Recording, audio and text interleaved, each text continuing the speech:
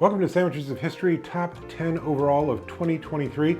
I'm going to be going through the sandwiches that got the top ratings that stood out the most to me. Obviously, with only 10 on the list, there's going to be some that should be on there that aren't, but you know, that's just how it goes. These are the 10 that stood out the most to me. Tomorrow, I'll be posting a video that are the top 10 sandwiches of Olden Tymee recipe books only, so there's no international sandwiches, there's no sandwiches of our history in there.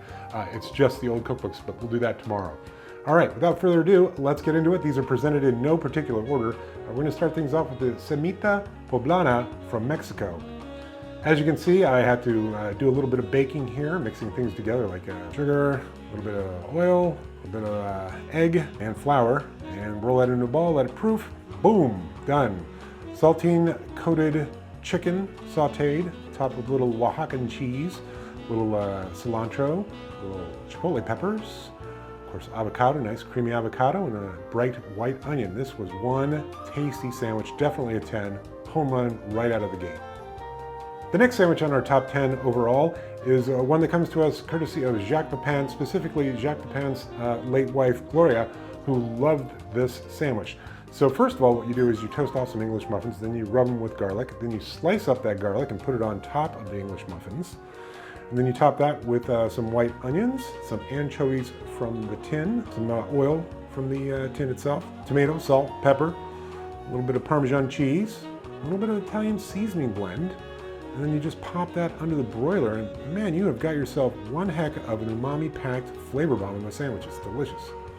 Next up, from Turkey and the Wolf in New Orleans, it's the bologna, and man, this was great. First, we have to make a tangy mustard, kind of sweet tangy mustard over a double boiler. It thickened up quite nicely there, tasty. Then we toast off 2 pieces of Texas toast, some bologna, put some cheese on top of the bologna, American cheese, melt it, Dukes of course, and lots of it. Lay down the other side with mustard, shreddis, bologna cheese, and salt and vinegar potato chips. Oh man, it was so good. Next, we have the Klet from Iran. Basically, you boil a potato, you shred it, mix it with some beef, some onions, a bunch of different seasonings, warm spices, an egg, and then you get it formed together, roll it in some breadcrumbs, fry it, put it on the bread with some red onions, pickles, tomatoes, a little bit of ketchup, yeah, and parsley, and it was delicious. So good, recommend it. This next one is a sandwich of our history. It's Openfaced, and it comes to us from Eric Kim of the New York Times. Basically what you do is you toast off some bread, spread on some peanut butter, add some sea salt, and a little bit of honey and nutritional yeast. And then I added some sriracha for a little extra kick, but it's good either way, delicious, highly recommend it. The next sandwich on our top 10 overall is the Mimosa from South Korea. We have to chop a bunch of shrimp into a paste, and then we season it with some chives and other things, and egg, a little bit of cornstarch. Then we cut off the crust from some Japanese milk bread or shoku pan, brush it in butter, and then bake it. I topped it with little Bobby's boat sauce. It was delicious all on its own. It was fantastic. Our next sandwich also comes from Jac Pan. This was his radish sandwich. It was kind of a riff on James Beard's onion sandwich. Basically, you just butter bread, go ahead and slice up some radishes, put it on there, cut off the crust, put butter on the side, roll it in flat leaf parsley that's been chopped. There you go. It's a lovely light tea sandwich. Our next sandwich on the top 10 overall involved a little bit of work. It's the Tunisian Fray, where we had to actually make a bread and fry it. Had to hard boil some eggs, roll it out, punch out these rounds, and then deep fry the bread. Cut it open, put in some harissa paste, some boiled potatoes, black olives, tuna, parsley, and hard-boiled eggs. It was delicious. Next up, the recipe remix of the Moist Maker sandwich from the Friends TV show.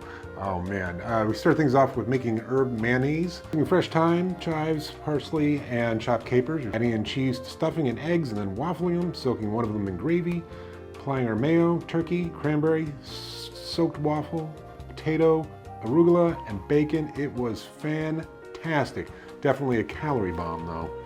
And the last sandwich on our top 10 overall of 2023 is the Vada Pav from India. It was a bit complex. It involved us making 2 different kinds of chutneys, one tamarind by pouring hot water over it. Then we had boiled some potatoes, made a green chutney with chilies and garlic and cilantro and water, and it was just delicious. Mashed the potatoes up, mashed up some serranos with garlic, some seasoning here, asafetida, mustard seed, curry leaves, mix those in with the potatoes. Finished off the chutney, made a batter, deep fried those little potato balls, put it all together. Very delicious, highly recommend it.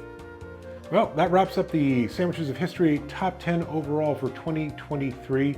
Again, this was all categories. This is our history, international sandwiches, everything. Tomorrow is going to be Top 10 Sandwiches of History from Olden Tymee Cookbooks. Be sure to tune in for that. See you tomorrow.